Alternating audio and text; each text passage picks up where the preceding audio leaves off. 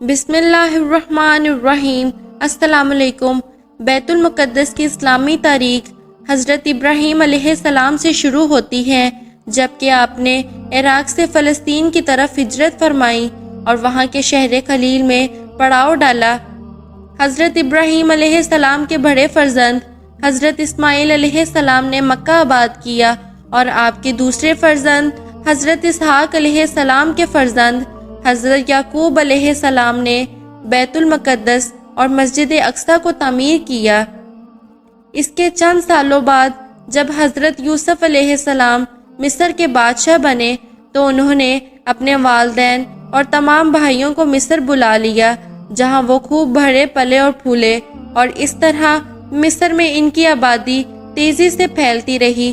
اس کے سینکڑوں سال بعد جب مصر پر فرعون کی حکومت قائم ہوئی تو اس نے بنو اسرائیل پر ظلم و ستم کی انتہا کر دی، تو حضرت موسیٰ علیہ السلام نے اللہ کے حکم سے بنو اسرائیل کو لے کر فلسطین کی طرف ہجرت کی۔ فرعون نے ان کا پیچھا کیا لیکن بحر حمر میں ڈبو دیا گیا۔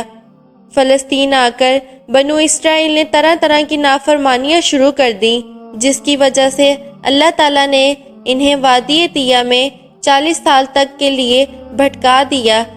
اسی دوران حضرت موسیٰ علیہ السلام اور حضرت ہارون علیہ السلام نے عمالقہ جو اس وقت بیت المقدس پر قابض تھے سے جنگ کی اور بیت المقدس کے علاقے کو فتح کیا، اور ان کے بعد حضرت طالوت کی قیادت میں ایک جنگ لڑی گئی جس میں حضرت داؤد علیہ السلام نے جالوت کو قتل کیا، اور اس طرح فلسطین کے سارے علاقے پر حضرت طالوت علیہ السلام کی حکومت قائم ہو گئی۔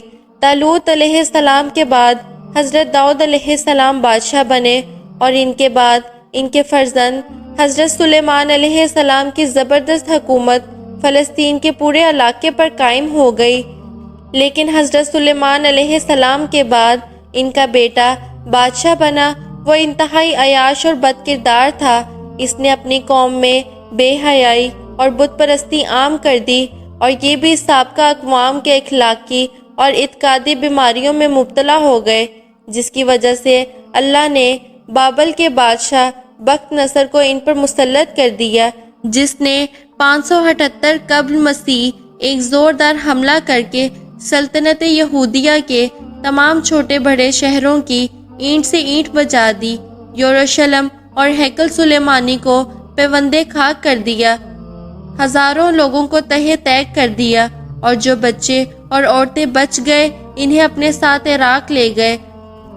بخت نصر کی موت کے بعد وہ قیدی 70 سال بعد واپس فلسطین آ گئے، اور انہوں نے شہر یروشلم کو پھر آباد کیا اور چھوٹی موٹی ریاستیں تشکیل دیں، لیکن پھر ان میں وہی خرابیاں رونما ہو گئیں، جس کی وجہ سے کبھی یونانیوں نے، کبھی بابیلوں اور کبھی رومیوں نے انہیں اپنا غلام بنایا۔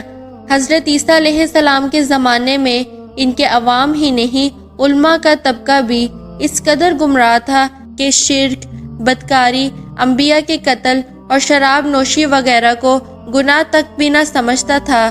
ان یہودی علماء، ربیوں اور فریسیوں نے حضرت عیسیٰ علیہ السلام کو قید کرانے اور پھر سولی پر چڑھانے کے لیے طرح طرح کی سازشیں اور کس قدر نیچ حرکتیں کی، اس کی کچھ تفصیل موجودہ انجیلوں میں بھی مل سکتی ہے۔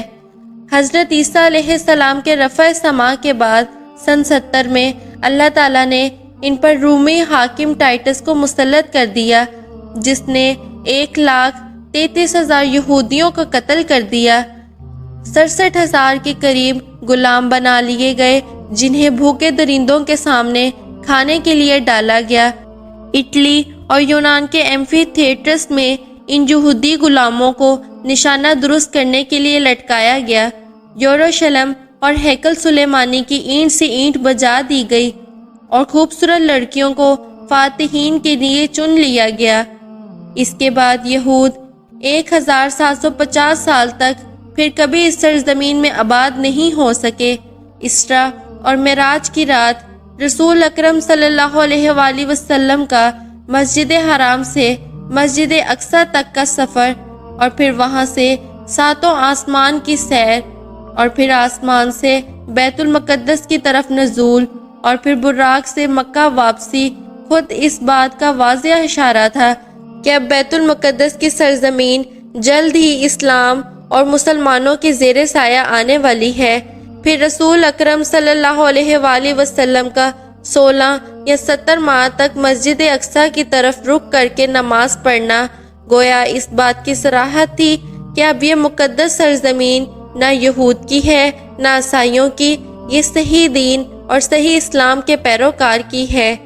اسلام کے فاتح حضرت عمر فاروق رضی اللہ تعالیٰ عنہ بیت المقدس کو فتح کرنے والے سب سے پہلے مسلم جرنیل ہیں۔ حضرت ابو بکر صدیق رضی اللہ تعالیٰ عنہ نے جب شام میں چڑھائی کی تو ہر صوبے پر الگ افسر بھیجے، چنانچہ فلسطین حضرت عمرو بن عاص رضی اللہ تعالیٰ عنہ کے حصے میں آیا۔ بعض مقامات دور صدیقی میں ہی فتح کر لیے گئے اور باقی شہر دور فاروقی میں فتح کیے گئے۔ یرموک کی فتح کے بعد سب سے آخر میں بیت المقدس کا محاصرہ کیا گیا۔ عیسائی قلعہ بند ہو کر لڑتے رہے۔ حضرت ابو عبیدہ رضی اللہ تعالیٰ عنہ نے بھی بیت المقدس کا رخ کیا۔ عیسائیوں نے ہمت ہار کر صلح کی درخواست کی اور بیت المقدس کے پادری نے مسلمانوں کے سامنے یہ شرط رکھی کہ اگر آپ کے امیر المومنین بذات خود یہاں تشریف لائیں گے تو میں شہر کی چابیاں ان کے حوالے کروں گا۔ اور حضرت ابو عبیدہ رضی اللہ تعالیٰ عنہ نے امیر المومنین حضرت عمر رضی اللہ تعالیٰ عنہ کو خط لکھا کہ بیت المقدس کی آزادی آپ کی تشریف آوری پر موقف ہے۔ امیر المومنین کو اطلاع ملی تو آپ نے بعد از مشاورت حضرت علی رضی اللہ تعالیٰ عنہ کو اپنا نائب مقرر کر کے رجب 16 ہجری میں مدینہ منورہ سے بیت المقدس کے لیے روانہ ہوئے۔ ابن اسیر رحمت اللہ علیہ رقم تراز ہے کہ یہ سفر انتہائی سادہ تھا۔ ایک اونٹنی، اس پر 2 تھیلے، ایک میں ستو دوسرے میں کھجوریں، ساتھ میں پانی سے بھرا ایک مشکیزہ۔ طویل سفر کے پیش نظر ایک غلام ساتھ رکھا اور آغاز سفر پر اسے کہا کہ یہ نہ سوچنا میں سواری پر آرام سے سفر کرتا رہوں گا اور تم پیدل چلتے رہو گے، یہ انصاف کے خلاف ہے۔ دوران سفر مسلمانوں کے خلیفہ اور غلام باری باری اونٹ پر سواری کرتے رہے۔ مقام جابیہ میں عمال حکومت نے آپ کا استقبال کیا اور سب کی حیرت گم ہو گئی کہ اس وقت غلام اونٹ پر سوار تھا اور امیر المومنین خود پیدل تھے اور اونٹ کی مہار آپ کے ہاتھ میں تھی۔ سب سے بڑے عیسائی پادری سفر نوس کے ایلچی بھی جابیہ پہنچ گئے۔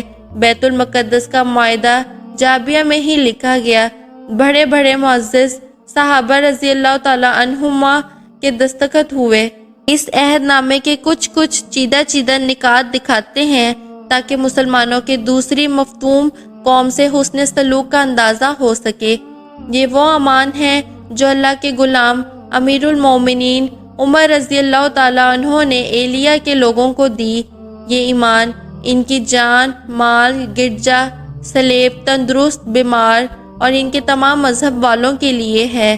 نہ ان کے گرجوں میں سکونت اختیار کی جائے اور نہ وہ ڈھائے جائیں گے، نہ ان کو یا ان کے احاطے کو کوئی نقصان پہنچایا جائے گا، نہ ان کی سلیبوں اور ان کے مال میں کچھ کمی کی جائے گی۔ مذہب کے بارے میں ان پر کوئی جبر نہیں کیا جائے گا، نہ ان میں سے کسی کو نقصان پہنچایا جائے گا۔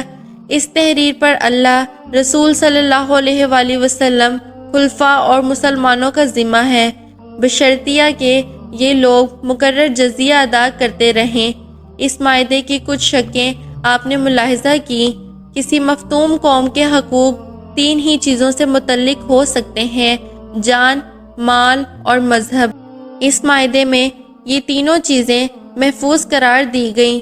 بیت المقدس شہر کے باہر حضرت ابو عبیدہ بن جرہ رضی اللہ تعالیٰ عنہ کی قیادت میں سپاہ نے آپ کا استقبال کیا۔ آپ کا لباس اتنا سادہ اور پرانا تھا کہ مسلمانوں کو شرم آئی کہ عیسائی اس لباس کو دیکھ کر کیا کہیں گے۔ انہوں نے آپ کو ترکی گھوڑا اور قیمتی پوشاک پیش کی اور عرض کی، یا امیر المومنین، یہ لباس تبدیل کر لیں۔ حضرت عمر فاروق رضی اللہ تعالیٰ عنہ نے فرمایا کہ اللہ نے ہمیں اسلام کی وجہ سے عزت بخشی ہے، پوشاک و اعلیٰ سواری کی بدولت نہیں، ہمارے لیے اللہ کی بخشی عزت کافی ہے۔ بیت المقدس کے پادری سفر نوس کا خیال تھا کہ امیر المومنین کا لولا لشکر پر شکوہ ہوگا اور دور سے نظر آئے گئے، مگر وہ حیران ہوا کہ ایک آدمی اونٹنی پر بیٹھا ان کی طرف آ رہا ہے اور دوسرا نکیل پکڑے آگے چل رہا ہے۔ ان کا حلیہ دیکھنے کا تھا، پھٹے جوتے، بالوں پر گرد و غبار، پیوند لگا کرتا، ایک دو نہیں پورے 14 پیوند لگے تھے، جن میں سے کچھ چمڑے کے تھے۔ پادری نے دل میں سوچا کہ وہ عظیم المرتبت فاتح جس نے سلطنت روم اور فارس کو طاقت و تاراج کیا، یہ وہ نہیں ہو سکتا۔ کیا خلیفہ ایسا سادہ اور درویش صفت ہو سکتا ہے؟ وہ اپنی بات زبان پر نہ لا سکا۔ امیر المومنین اس حال میں بیت المقدس میں داخل ہوئے کہ رومیوں نے عالم عرب و عجم کے فرما نرو کے لیے دروازے کھول دیے، شہر کی چابیاں پیش کی اور کہا کہ بے شک آپ ہی فاتح بیت المقدس ہیں۔ حضرت عمر فاروق رضی اللہ تعالیٰ عنہ بیت المقدس کے ایک بھرے گرجے میں موجود تھے۔ نماز کا وقت ہو گیا۔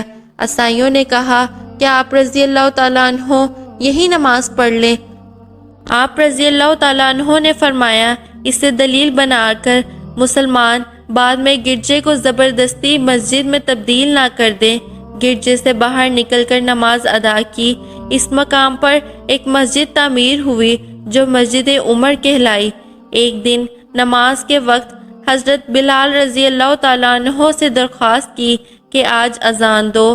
حضرت بلال رضی اللہ تعالیٰ عنہ نے کہا کہ میں عزم کر چکا تھا کہ رسول اللہ صلی اللہ علیہ وآلہ وسلم کے بعد کسی کے لیے اذان نہیں دوں گا، لیکن آج آپ رضی اللہ تعالیٰ عنہ کا ارشاد بجا لاؤں گا۔ اذان دینی شروع کی تو تمام صحابہ کو عہد نبوی صلی اللہ علیہ وآلہ وسلم یاد آ گیا اور رخت طاری ہو گئی۔ ابو عبیدہ رضی اللہ تعالیٰ عنہ اور معاذ بن حنبل رضی اللہ تعالیٰ عنہ روتے روتے بیتاب ہو گئے۔ حضرت عمر رضی اللہ تعالیٰ عنہ کی بھی ہچکی لگ گئی اور دیر تک ایک عجیب اثر رہا۔ حضرت عمر رضی اللہ تعالیٰ عنہ بیت المقدس سے واپسی میں مفتوحہ علاقوں کا دورہ کر کے سرحدوں کی حفاظت کا انتظام کرتے ہوئے مدینہ منورہ واپس تشریف لائے۔ اس کی خبر حضرت علی رضی اللہ تعالیٰ عنہ اور دیگر مسلمانوں کو مل چکی تھی، چنانچہ انہوں نے مدینہ منورہ کے باہر آپ رضی اللہ تعالیٰ عنہ کا عظیم الشان استقبال کیا، اور یوں تاریخ انسانی کا یہ منفرد سفر اختتام پذیر ہوا۔ آج کی ویڈیو میں تھا بس اتنا ہی۔ ویڈیو پسند آنے کی صورت میں لائک اور شیئر کیجیے، اور اگر چینل کو سبسکرائب نہیں کیا تو سبسکرائب کر کے بیل نوٹیفیکیشن کو آن کر دیں۔ شکریہ۔